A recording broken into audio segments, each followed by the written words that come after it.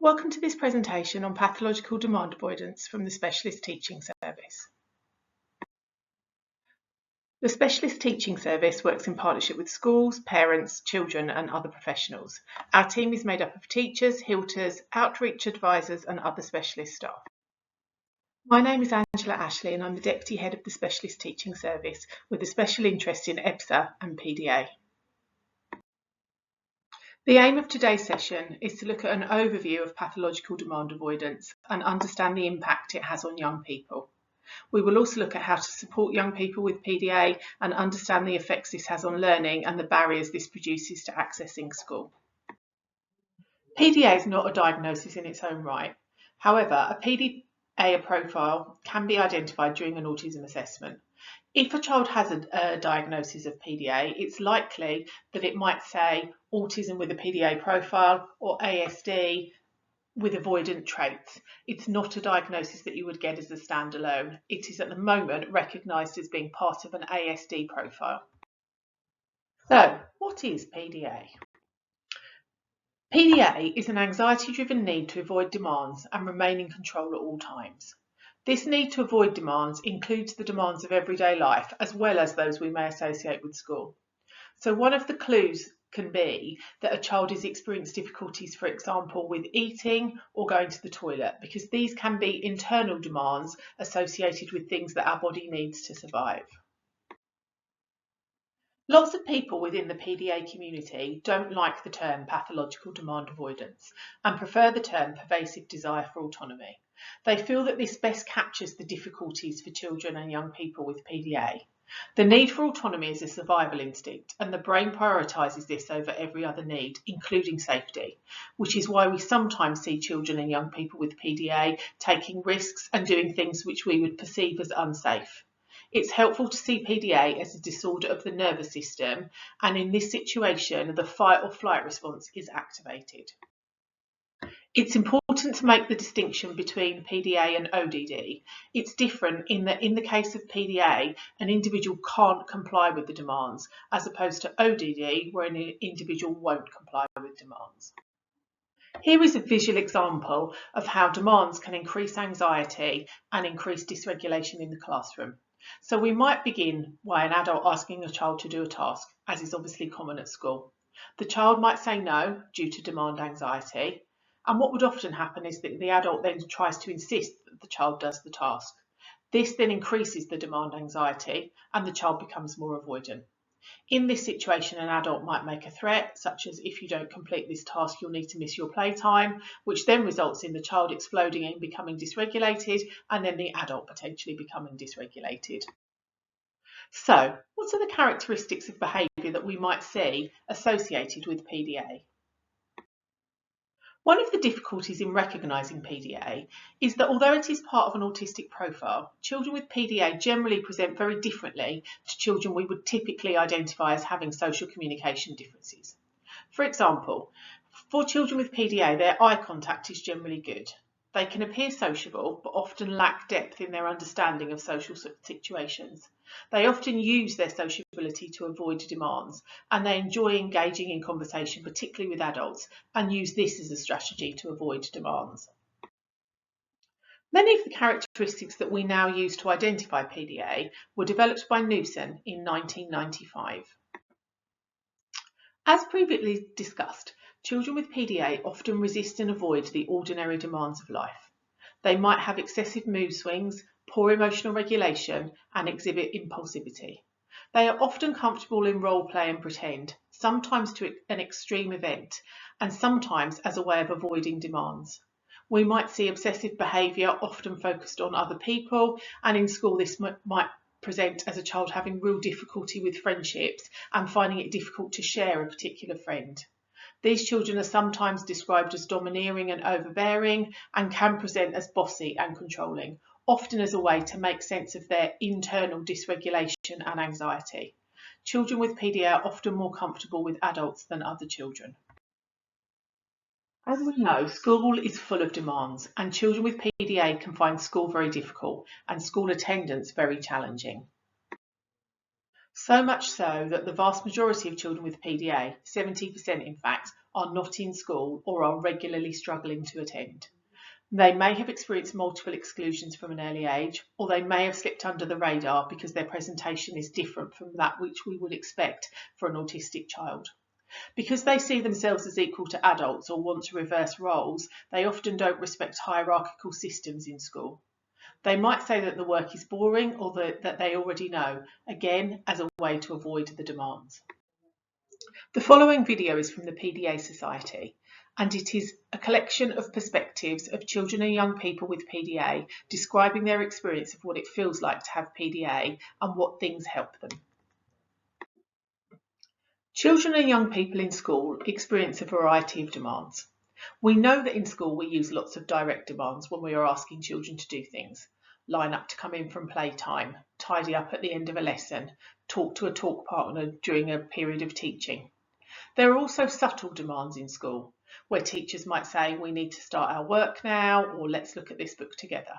There are also silent demands, both at school and at home. So for example, if the teacher asks the class a question, there is a silent demand that someone will respond. If the children are at home with their family and everyone's going out for the day, there is a silent demand that the child or young person will go along. Also, at lunchtime and playtime, there are the silent demands to follow the rules of the game and go along with what other children like. All of these things can be difficult for children with PDA. The graphic here shows some more of the things that we might see in children or young people with PDA. So, how might children with PDA try to avoid demands in school? They might make excuses, or they might use distraction. Quite often, children with PDA will use sociability and conversation as a distraction. So they might try to distract you by talking about something that they've seen outside of the window, or they might compliment you on something you're wearing, all as a way to distract you from the demand that you have given them. Sometimes children with PDA might argue with the adult who's giving the demand or try to delay it. It's also common to see children with PDA withdraw into fantasy. So for example, a child might pretend to be a tiger because tigers don't need to do writing. Children with PDA can withdraw into fantasy for quite significant parts of time and continue this role play as a way of avoiding demands throughout the school day. If the demands within the school or the home setting become too much, children and young people may experience a meltdown or a shutdown. How can we help individuals with PDA cope with the demands of life and of school? The first thing to do for a child or young person with PDA is to build trust. Trust is the antidote to anxiety. The main thing for schools to do to begin with is to focus on building a trusting relationship with the child or young person with PDA. Initially, this may just be with one member of staff, but ideally this will be extended to a team of people around the child or young person. The PDA Society use the acronym PANDA to support staff to remember the 5 steps necessary to support children and young people with PDA. The approaches can be a little bit unconventional and not something that we might traditionally see in a school-based system. The first of these is picking your battles. So, we need to think about which battles we need to pick with children and young people who experience difficulty managing our demands.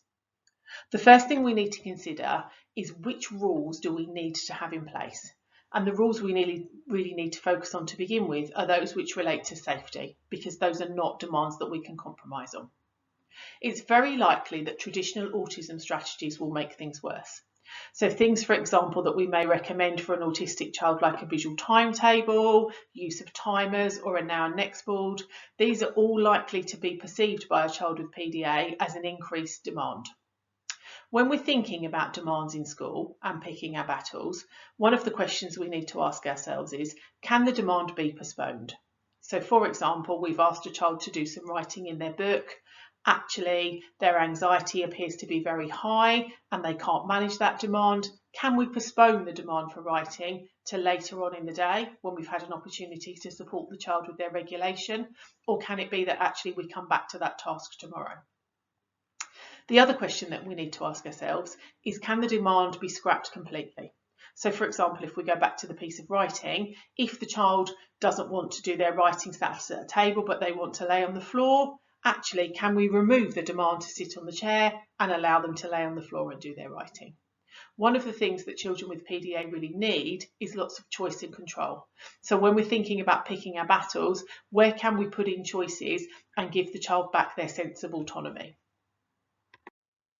Some children with PDA will be able to tolerate the use of a visual timetable if they can have some kind of control over it themselves. So instead of preventing the visual timetable with everything in place already in order, can we give the individual some kind of choice and control over their routine? There will be some things within their timetable that are fixed, for example lunchtime, but actually can they choose the order of other tasks? We also need to remember that demand tolerance varies hugely from day to day and actually within a school day. Staff working with children with PDA need to be aware of this and also need to be aware of the individual's window of tolerance. It's useful for staff to have a consistent approach and a consistent understanding of what increases and decreases the window of tolerance for that child. So for example, it's likely at busy times of year, for example in the run up to Christmas, that a child's window of tolerance is likely to be decreased and they're likely to have less capacity to tolerate demands. The A in the PANDA approach stands for anxiety. And what we need to think about is that what we would consider to be anxious behaviour doesn't look the same for all children. Many of us will be familiar with the anxiety iceberg, where the anxiety is the behaviour that we see at the top, but underneath the anxiety may well be a whole raft of other feelings like insecurity, rejection, loneliness, frustration. One of the things we need to be aware of with the anxiety iceberg is that the anxiety at the top of the iceberg might not look the same for everybody. So for example, anxiety might look like anger. It might look like lack of focus. It might look like avoidance. It might look like defiance. It doesn't always look like somebody crying and being upset. And it's important for school staff to recognise these different behaviours as being underpinned by anxiety. The most challenging behaviour for us to look at when we think about anxiety is anger. It's often difficult for us as adults to recognise a child's anger as actually being the result of anxiety. When we think about anxiety and how to manage it, it's helpful for us to reflect as adults about what we would need when we were anxious. It's useful to think about a child with PDA experiencing anxiety due to demands and think of it as a panic attack and how we would want someone to respond to us. Children with PDA respond to demands in the way that anyone responds to something that they're scared of. Their nervous system becomes activated and they go into fight, flight, freeze or fawn. In this situation, when the child's nervous system is activated, the focus needs to be on co-regulation and not compliance. We need a good understanding of what soothes and regulates the child. Going back as well to thinking about the window of tolerance and thinking about consistency, it can be useful to develop things such as one-page profiles to collect information about what the child needs for co-regulation, what increases and decreases their window of tolerance, and what their behaviour looks like when they go into a flight, fight, freeze or fawn response, so that all of the adults working with the child or young person have a consistent understanding of what the behaviour looks like and how to respond to it. Using one-page profiles to develop a consistent response can make sure that we're putting in place positive and proactive plans so that we don't wait for a crisis to appear. If we know that a child's window of tolerance is decreased, then we can put in place plans to reduce the demands before an episode of dysregulation occurs. It can also be useful to involve parents in creating these one-page profiles, as they may well notice behaviours at home that school staff haven't seen, and they may be able to support with things that increase the child's window of tolerance. During an episode of dysregulation, we need to look at how we can create a nurturing low arousal approach, validating children's experiences using emotion coaching, or perhaps say nothing. We need to make sure that staff are choosing their words carefully so that actually what we're doing during an episode of dysregulation is not further increasing demands and therefore further increasing anxiety. Again, these kinds of things can be added to a child's one-page profile so that all staff working with the child know how best to support a child during an episode of dysregulation and which things are calming and regulating for them. The N in the PANDA approach to supporting children with PDA stands for negotiation and collaboration. This is a different way of working for most mainstream school teachers and involves being a learning facilitator rather than being a teacher who's directing the content. It's useful to work collaboratively with the learners themselves and their parents and carers to find out what they're interested in so that we can think about how we can facilitate learning for them in an area of interest. We're looking in this situation to focus on a goal rather than the means of getting there. We want to be able to negotiate as much as possible and focus on the students' needs and also their strengths to think about how we can facilitate learning in a way that's accessible for them. There's been much written about PDA, and here is an example of one of the books that can support teachers to develop collaborative approaches to learning for pupils with PDA. The D in the PANDA approach stands for demands and disguising demands. One of the things that we notice in our work with schools is some of the language that's used with children with PDA, and this is something that school staff can support each other to change. We're looking at supporting staff to phrase requests indirectly, and what might seem a subtle adaptation to language can reap great benefits for a child with PDA. Declarative language can be really useful. Making statements or commenting on something, but not actually making a demand, can be a useful way to support a child with PDA. It can be useful to rephrase things to talk about an object, which can really depersonalise things, and learning to say no in a yes way is really useful. So for example, we might start our response with yes we can, but first we need to, or that's a great idea for another time. So validating the child's experience, but not saying no at the same time. Here are some examples of direct demands and subtle demands that we might use within school or hear other people using. They can be rephrased in different ways. So invitations to learn can be quite useful, particularly if we think about the hierarchy and the fact that children with PDA don't always recognise this. It can be quite useful to say things like, I wish I knew someone who could help me with. Or something like, oh, that looks tricky, I'm not sure how to do it. Can I sit next to you while we work it out? That removes the hierarchy. It's also useful to make statements. So instead of asking the child to open their book and turn to page 12, we might just make a statement and say, the information that we need is on page 12. Or as an adult, we might just open the book and turn it to page 12 and leave it there. It can be also useful to depersonalise demands by saying, for example, the cookery book says. It's also useful to say things like the rule is or the government says. Choice and negotiation can also be useful. So for example, for a child who's reluctant to write, we might offer them a choice of pens.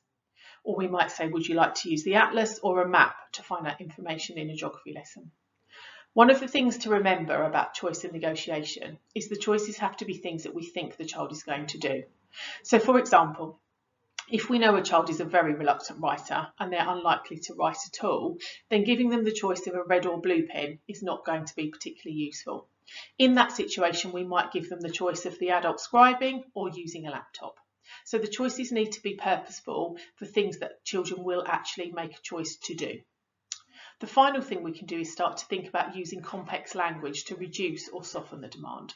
And again, this is the opposite of what we might suggest for a child with complex needs and autism strategies in general, where we're often suggesting to people to reduce their language. In the case of a child with PDA, we will often say to use more language and almost to try to sort of wrap the demand up in amongst the language so the child doesn't really notice.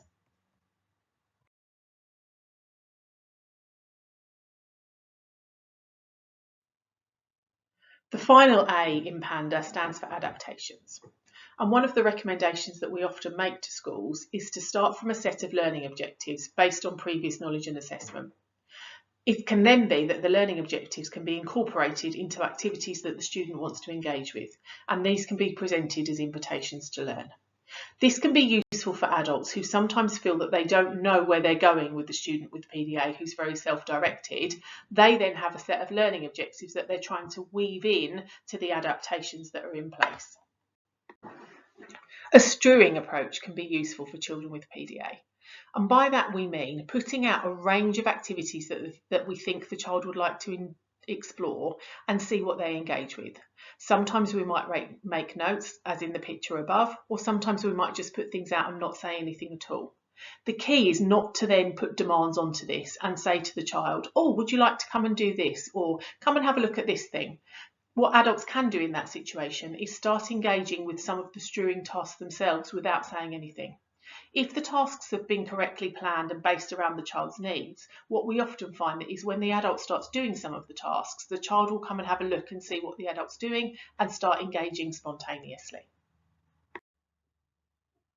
The PDA Society website has lots of useful resources for parents and professionals to support children and young people with PDA. There has been some research by Jane Sherwin gathering children and young people's views about what helped them and what was effective in supporting them in managing their PDA in school. These are the things that the children and young people identified. First and foremost, they identified that building a relationship was important to helping them feel safe and give them a sense of belonging. They also identified that speaking to them as an equal, offering choices, and empathising with how difficult things were. They found it helpful when they felt that adults understood that they wanted to do things, but their anxiety stopped them. They also found it useful when adults knew them well and could recognise the signs of their anxiety and were able to be responsive and reduce demands accordingly. Here are some final things that may also support you to manage your child or young person with PDA. Reward systems are often ineffective as the individual with PDA feels out of control, and planned rewards are perceived as a threat. So for example, things like sticker charts or star charts where a child's got to earn a certain number of stars before they get a reward, or the same really as a now and next board. It's better to use spontaneous, tangible rewards, especially when they incorporate a special interest. So things like a Catch Me Being Good approach, where a child is given perhaps part of a craft kit, if that's something they're particularly interested in, and then the next time somebody notices them doing something, they give them another piece of it. That can be much more useful than a pre-planned reward system such as a sticker chart. Challenges can be useful with children with PDA. I bet you can't, or who can get there first. Also, joining in activities to share demands with children and young people can make it seem more manageable. Children and young people were also able to identify that actually somebody understanding how difficult things can be for them can also be really useful. Sometimes praise can be perceived as a demand by children or young people. So with that in mind, what they might experience is actually if you said to them, oh, I really liked your piece of writing, you've used some really great adjectives, that then is perceived by them as a demand to have to do the same thing again the next time, and that can feel really uncomfortable. Indirect praise can work better. So it might be that you are talking to their parent or another member of staff in your class about how well they've done or how great their piece of writing was, rather than saying it directly to them. When we get things right for children and young people with PDA, it can be transformative. Here are some examples from Dr. Gloria Duravilla, who has done lots of work with children and families and has really looked at what supports children and young people with PDA. She also has experienced the fact that actually lots of typical presentation autism strategies don't work and can be counterproductive. And actually families often report that when schools or settings implement PDA-friendly strategies, it can be transforming for the child or young person and for the whole family. Here are some links to further resources to support children and young people with PDA. There are also many podcasts giving lots of information and supportive strategies for children and young people with PDA. There are further guidance and support materials on the Southend City Padlet and on the Specialist Teaching Service YouTube channel. For further information, feel free to contact the Specialist Teaching Service on the email address below. Thank you for listening to the presentation.